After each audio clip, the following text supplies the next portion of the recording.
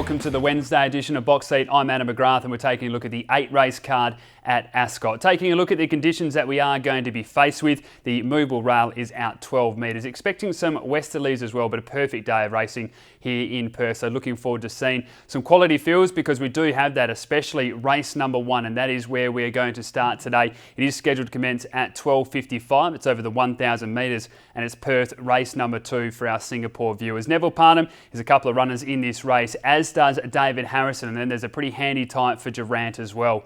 The replay that we are going to take a look at is the last start winner from the David Harrison stable, ridden by Patrick Carberry, and I speak of Rees Rocket. Let's take a look at that win now. Jack Natural down on the inside, then Yowie Ranger followed further back, Awesome As, and Royal Attractions a day back in the field there, and absolutely 100-to-1 chance from win as Rees Rocket still leads with 150 to go from Just Act Natural, 2 lengths Awesome As, followed then Stormy Night, Rees Rocket in front, Just Act Natural coming again, they went to the line, Rees Rocket. Really good performance there by Rees Rocket, of course, came across from over east and didn't have a trial going into that run, so you'd expect a lot of improvement. Drops back from the 1,200 to the 1,000. I've got a few question marks about that just with the speed, but this horse looks quality. It was certainly caught the eye in the mounting enclosure on that day. Drawn nicely in barrier 4 with a 58.5 kilos, and I'm expecting improvement. It is certainly one to beat. Outside of that, he also has Bonnie Rio, David Harrison, Ben Patterson takes a ride. This horse beat Bag Trade in the recent trial. Bag Trade was second favourite Saturday before being scratched, so you can certainly use that as a bit of a form line.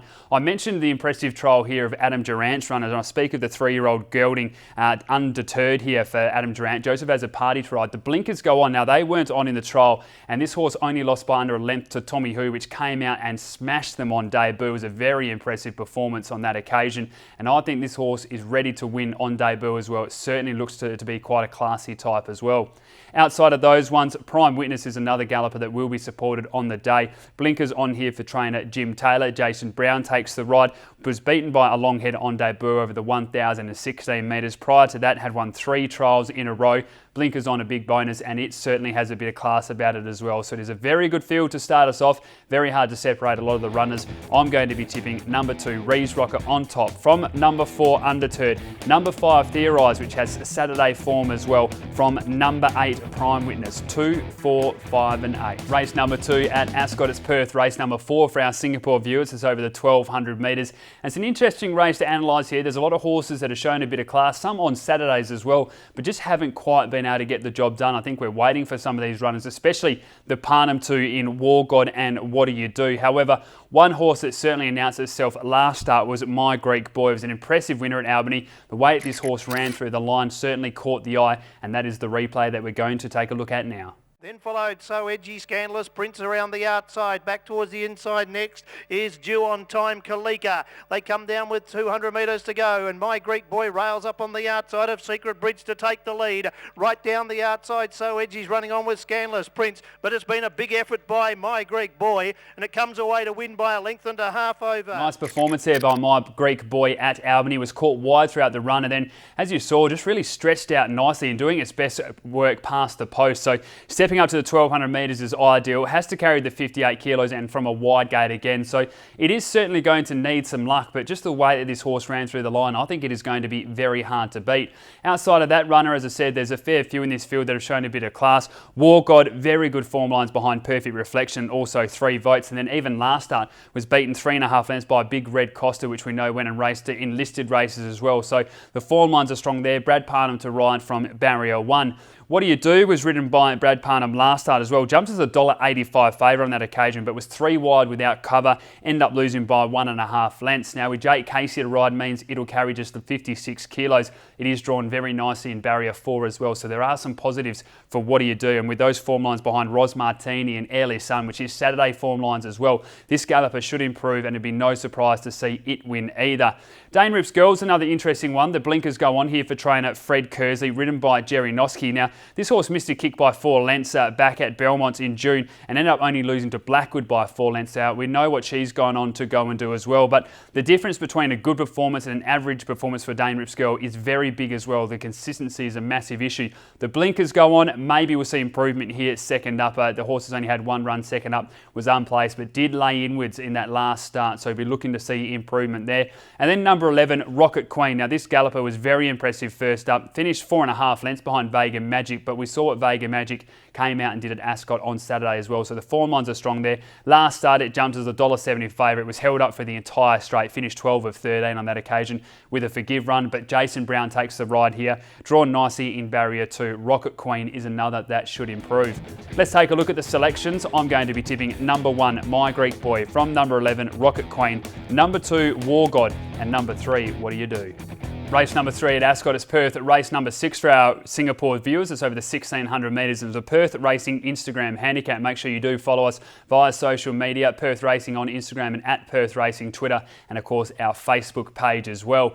An interesting race here. We've got a horse like Excellently, which shown some pretty good form. Great Odyssey was very impressive first up, attacking the line strongly. Drooper was a winner 2 starts ago. Was pretty impressed with the first up performance of Levira as well. But the replay that we are going to take a look at is the last start winner in number 10, Dark Love. Wearing those cerise and white colours, was a winner by 1.5 lengths. This was over the 1,420 metres at Bunbury. We'll take a look at that run now.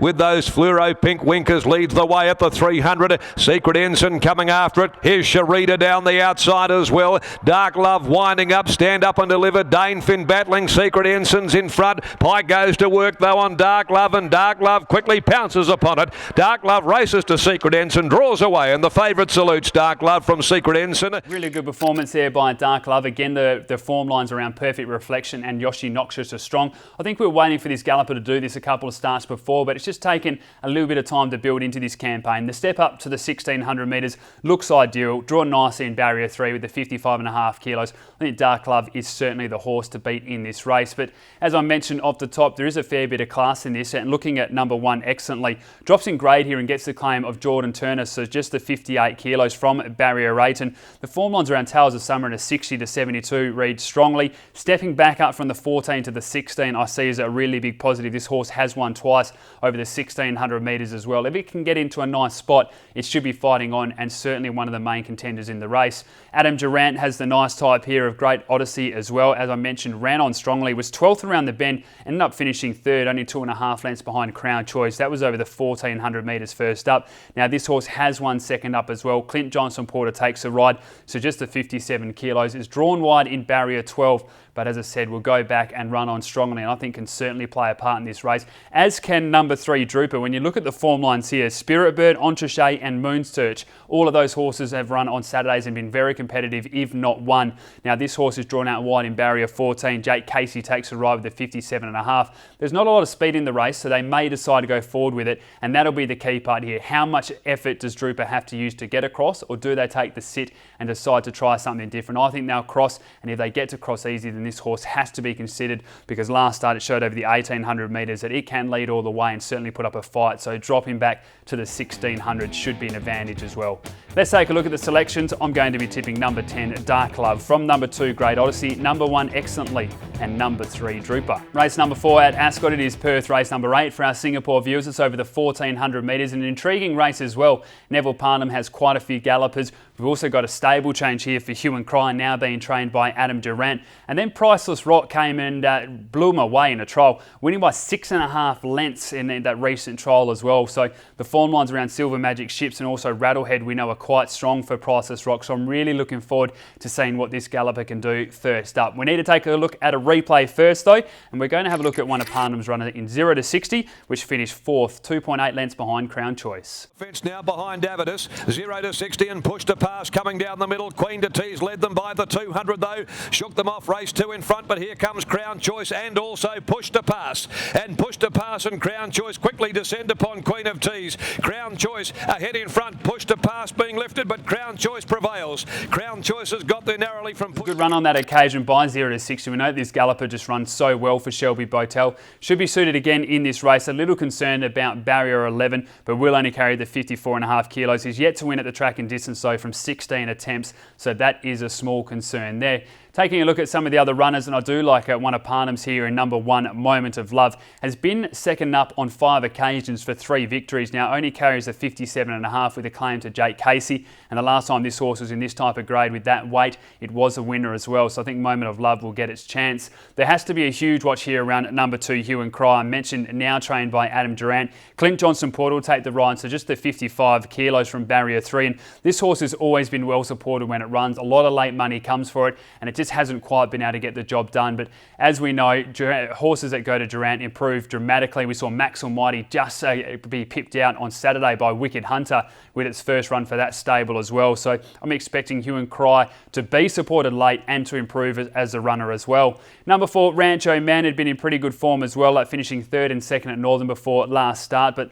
the blinkers did come loose in that run, so I think you can put a line through that and go to the form line before that behind Avidus and also Mambo Catsy, and it certainly could run a race. Number 8, Flying Image. I was really impressed with the recent trial behind Good Morning as well, and you go through last campaign, some good form lines behind Penthouse Pet, and then I mentioned the impressive trial of number 9 at Priceless Rock. Winner by 6.5 lengths, was beaten by 3 lengths by Silver Magic Ships at Belmont. That was back in August, and then came out and was a winner, beating Rattlehead by 2 lengths. We know that Rattlehead went on to win some races as well, so Priceless Rock certainly has some good form lines. Barrier 12 with Jason White into ride. Let's take a look at the selections, and I'm going to go with number 1, Moment of Love, from number 9, Priceless Rock, number 2, Hue and Cry, and number 8, Flying Image.